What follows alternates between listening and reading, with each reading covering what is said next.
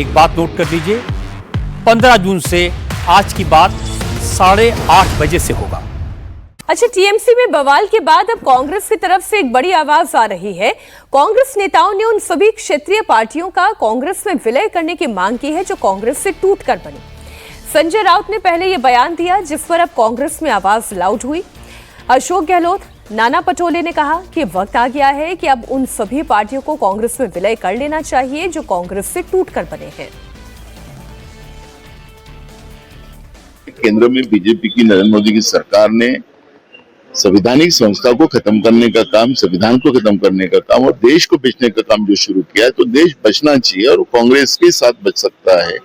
ये भूमिका अब सब राज्य की जो पार्टियां उनके समझ में आ गया है और इसलिए ममता बनर्जी हो, शरद पवार जी हो, कई जो सेकुलर वोट की राजनीति करने वाले जो पक्ष है, वो सबको लगता है कि अब देश बचाने के लिए कांग्रेस के साथ आना चाहिए और वो प्रक्रिया शुरू हो गई है।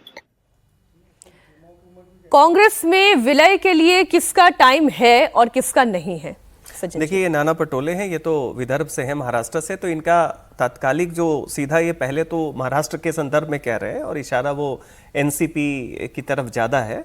संजय राउत भी जो कह रहे हैं वो एक कवर फायर दे रहे हैं, तो कहीं ना कहीं ये लोग महाराष्ट्र की राजनीति में एनसीपी को कह रहे हैं कि शामिल हो जाना चाहिए। लेकिन एक राष्ट्रीय स्तर पे भी देखिए, जिस तरह से क्षेत्रीय दल धीरे धीरे अप्रासंगिक हो रहे हैं, कारण यह है कि उनके पास कोई होने का कोई एक विशेष कारण नहीं है कि आप क्षेत्रीय दल क्या नेतृत्व कि आप उस अपने राज्य के बारे में कोई बहुत बड़ा सपना देख रहे हैं, कोई बहुत बड़े हित की बात कर रहे हैं। नई जो पीढ़ी अब आ रही है, आप तमिलनाडु से लेके पूरे बंगाल से असम तक में देख लें, नई पीढ़ी में वो क्षेत्रीय फीलिंग कमजोर होती जा रही है। वैसी स्थिति में बात साफ है कि दो राष्ट्रीय पार्टी बचेंगी, बीजेपी और भले ही कमजोर रहे लेकिन कांग्रेस।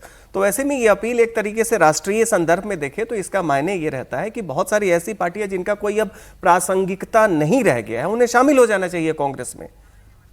क्या दीदी और शरद पवार का अस्तित्व, हालांकि दोनों बड़े नेता हैं, बोलते हुए अजीब लग रहा है, लेकिन उनका अस्तित्व अब कांग्रेस में है?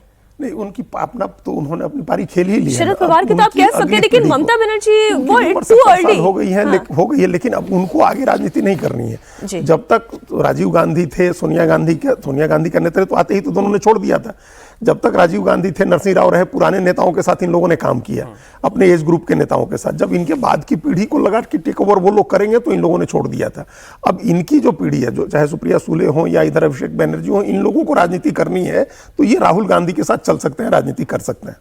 तो इसलिए ये बात उठ रही है कि अगर कांग्रेस में ये सारे लोग राहुल गांधी की लीडरशिप को स्वीकार कर लें और जितनी पार्टियों के नाम में कांग्रेस लगा हुआ है, नेशनलिस्ट कांग्रेस पार्टी, तृणमूल कांग्रेस, हाँ, वाईएसआर कांग्रेस, वो उधर मतलब साउथ नॉर्थ ईस्ट में जितनी पार्टियों के नाम में कांग्रेस लगा हुआ है वो सब कांग्रेस में मर्ज कर जाए। लेकिन नहीं करेंगे तो बीजेपी हाँ, मतलब उनके साथ समस्या यह है कि जो लोग तोड़ करके गए थे उनके पास तो दम था, उनकी अगली पीढ़ी के पास दम नहीं है कि वो पार्टी चला सके। बात यही है कि या तो कांग्रेस में जाए या बीजेपी में चले जाए, विकल्प यही दो है।